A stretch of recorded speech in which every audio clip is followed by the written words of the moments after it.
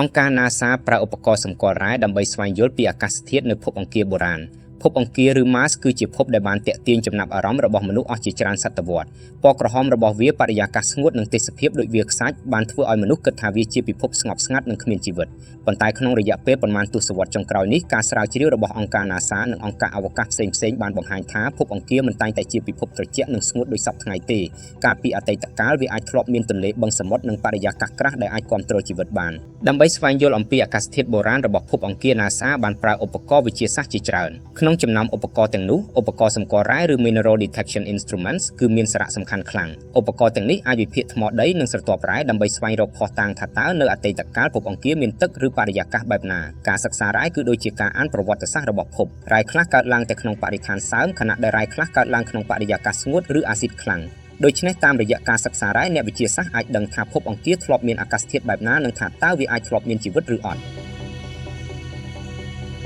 ហេតុអ្វីបានជា NASA ចាប់អារម្មណ៍លើភពអង្គារភពអង្គារគឺជាភពដែលស្រដៀងផែនដីជាងគេក្នុងប្រព័ន្ធព្រះអាទិត្យវាមានរដូវមានភ្នំមានជ្រលងនិងមានទឹកកកនៅប៉ូលទោះបីបរិយាកាសរបស់វាស្តើងនិងត្រជាក់ខ្លាំងក៏ដោយក៏វានៅតែជាគោលដៅសំខាន់សម្រាប់ការស្វែងរកជីវិតក្រៅផែនដី NASA ចាប់ផ្ដើមបេសកកម្មទៅកាន់ភពអង្គារតាំងពីសតវត្សទី20ដំបូងគឺការបញ្ជូនយានហោះកាត់បន្ទាប់មកមានយានចុះចតនិងរថយន្តរ៉ូបូតគោលបំណងសំខាន់គឺស្វែងរកភស្តុតាងអំពីទឹកនិងជីវិតបុរាណការស្រាវជ្រាវបានបង្ហាញថាកាលពីជាង 3000 លានឆ្នាំមុនភពអង្គារអាចមានទន្លេនិងបឹងរូបភាពពីអវកាសបង្ហាញពីជ្រលងដែលមើលទៅដូចផ្លូវទឹកនេះធ្វើឲ្យអ្នកវិទ្យាសាស្ត្រជឿថាអាកាសធាតុរបស់វាកាលពីមុនអាចកក់ក្ដៅនិងសើមជាងសប្តាហ៍ថ្ងៃរ៉ែគឺជាវត្ថុធាតុធម្មជាតិដែលកើតឡើងក្នុងលក្ខខណ្ឌផ្សេងៗនៅលើផែនដីអ្នកភូកុវិទូប្រើរ៉ែដើម្បីសិក្សាប្រវត្តិសាស្ត្រភូមិសាស្ត្រ NASA ក៏ប្រើវិធីដូចគ្នានេះលើភពអង្គាររ៉ែខ្លះកើតឡើងតែក្នុងវត្តមានទឹកឧទាហរណ៍ដីឥដ្ឋនិង sulfate minerals ត្រូវការទឹកដើម្បីបង្កើតប្រសិនបើ NASA រកឃើញរ៉ែទាំងនេះនៅលើភពអង្គារនោះវាជាភស្តុតាងថាទឹកធ្លាប់មាននៅទីនោះការសិក្សារ៉ែមិនត្រឹមតែប្រាប់អំពីទឹកទេវាក៏អាចបង្ហាញពីសីតុណ្ហភាពកម្រិតអាស៊ីតនិងសម្ពាធបរិយាកាសផងដែ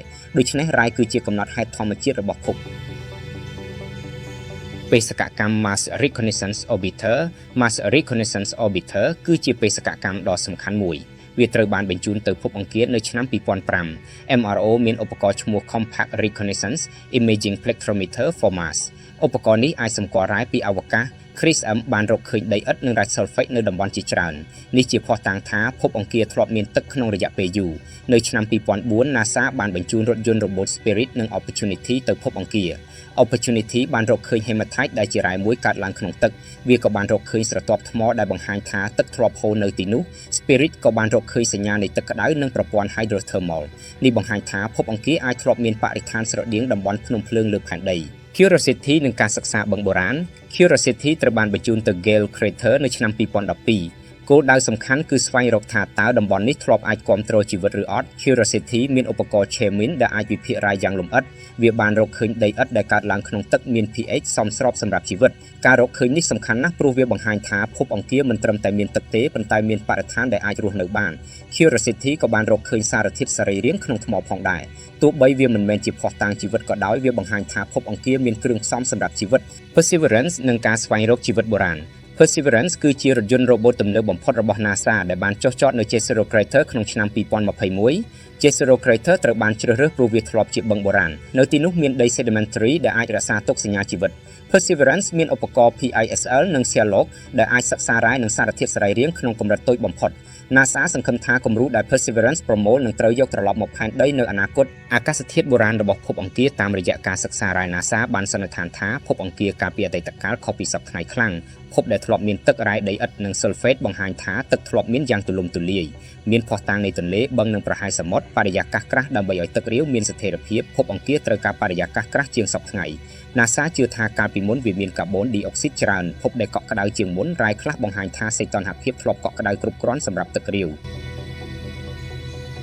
ការប្រើឧបករណ៍សម្គាល់រ៉ែរបស់ NASA បានបើកទ្វារថ្មីមួយក្នុងការយល់អំពីភពអង្គារតាមរយៈការសិក្សារ៉ែអ្នកវិទ្យាសាស្ត្របានរកឃើញថាភពក្រហមមួយនេះធ្លាប់មានទឹកបរិយាកាសក្រាស់និងអាកាសធាតុកក់ក្ដៅជាងសពថ្ងៃរ៉ែបានក្លាយជាសោសម្រាប់ដោះស្រាយអតីតកាលរបស់ភពពួកវាបង្ហាញថាភពអង្គារមិនមែនជាពិភពស្លាប់តាំងពីដើមឡើយប៉ុន្តែវាអាចធ្លាប់ជាពិភពដែលអាចគ្រប់គ្រងជីវិតបានបេសកកម្មរបស់ NASA ដូចជា Curiosity និង Perseverance កំពុងបន្តស្វែងរកចម្លើយថ្មីៗប្រហែលនៅថ្ងៃណាមួយមនុស្សអាចរកឃើញភស្តុតាងជាក់ស្ដែងថាជីវិតធ្លាប់មាននៅលើភពអង្គារការស្រាវជ្រាវទាំងនេះមិនត្រឹមតែជួយយល់អំពីភពក្រហមទេប៉ុន្តែវាក៏ជួយឲ្យមនុស្សយល់អំពីប្រភពកំណើតនៃជីវិតនិងទីតាំងរបស់យើងនៅក្នុងចក្រវាឡដ៏ធំអស្ចារ្យ